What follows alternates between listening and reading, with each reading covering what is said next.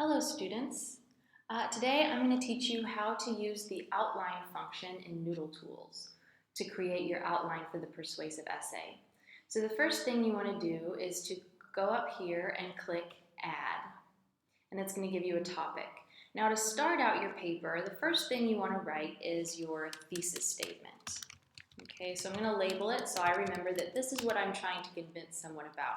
So let's say my topic is about cell phones, and I think that cell phones should be banned from NCPA. So I'm going to write cell phones should be banned from NCPA because they are distracting. These are my three reasons that I'm going to talk about. They are distracting, they cause social tension, and they cost money. Now that is my thesis statement. Okay, so we can see that this is my claim, what I think they should be banned, and then these are my three reasons. And these are going to end up being the topic sentences of my three body paragraphs. So after I've clicked on this, and then I'm going to click Add. Oops. Okay, now this happens when you click on it and click Add, it causes it to be a subtopic. I'm not ready for a subtopic yet, so I'm going to click off. I'm going to click on this once, and I'm going to click Delete and say yes. Now I'm going to leave this not clicked, and I'm going to click Add, and then it gives me another topic. Now this is going to be, one is my thesis statement, two is going to be my first body paragraph. So the first reason is cell phones distract students from their homework. Okay, that's the first reason why I think they should be banned. And so you see that matches up with they are distracting. Then I'm going to click off. I'm going to click Add again. I'm going to put my the topic sentence of my second body paragraph. So that is, cell phones cause social tension between students. Okay, and then I'm going to click off. I'm going to click Add again. This is my third topic sentence. Cell phones cost too much money.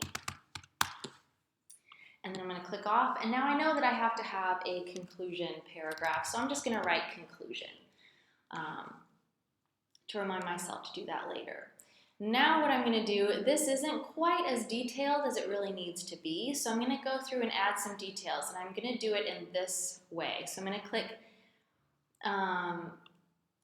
on conclusion. I'm going to click Add because I do want to make it a subtopic. And then what I need to do is to provide my evidence for distract students. Okay, and what I'm going to do, I have a note card over here that is my evidence for how I know that cell phones are distracting. So I'm going to click it and I'm going to drag it right here. Okay, and so that's going to come up here. So I know that this is the evidence that I'm going to use as a direct quotation under this subtopic that I'm going to title evidence. Okay, and then I'm going to click this and I'm going to drag it so it, I'm going to drag it so it comes after cell phones distract students. Okay, so then that comes there. And then I'm going to click this, and I'm going to click Add. Okay, I'm going to click this, I'm going to click Add. And then this is my next subtopic. This is my concluding sentence. So I'm going to write some kind of sentence here that summarizes this point that I'm trying to make. I'm going to do the same thing for my next evidence for cell phones cause social tension. I'm going to mark this as evidence 2, my second piece of evidence. And then I know that I had some good evidence for here. So I'm going to click and I'm going to drag it over here.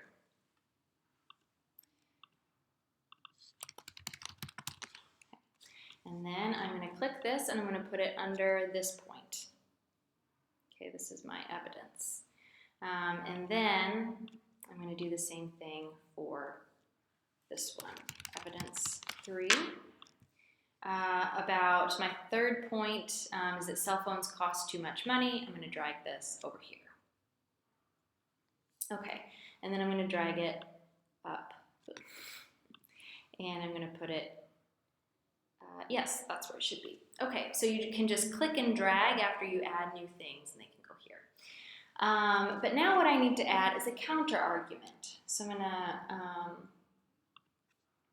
this is going to be another body paragraph, so I want it to be here and not as a subtopic. And so I'm going to write counter argument. I want a subtopic, and I have three counter arguments. One article I read said cell phones help students learn, another said cell phones help students make friends, and another said that it teaches technology skills. Now I think that my audience, students, are going to care the most about making friends, and so this is the strongest counter argument that might make a student disagree with me, so I'm going to use this one. So I'm going to click and drag it over here. Okay. Cell phones help make friends is what I'm going to do this. Now, the counter argument can't come after the conclusion, so I'm going to move it up. I'm going to click it and I'm going to drag it up. Okay, so this is the basic way of forming your persuasive essay. This is the organization that it should take. You've got your thesis statement, your 3 reasons, evidence for your 3 reasons, counter-argument, and conclusion.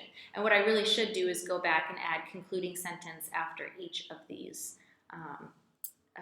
after each evidence for each body paragraph. So that's how I'm going to do my outline. And from here, I'm going to add one other thing, because I can't just start my essay with my thesis statement. I have to have a hook and background information. So I'm going to add that here, and then I'm going to move it up to the very top. So I'll start with a hook, like a question, like, did you know cell phones are the cause of 80% of student fights at NCPA, or something like that? And of course I'd have to prove that statistic, but that's some way to have a hook. And then I might say something like, cell phones have been around for a long time and many students use them, but really we need to think more carefully about their role at NCPA.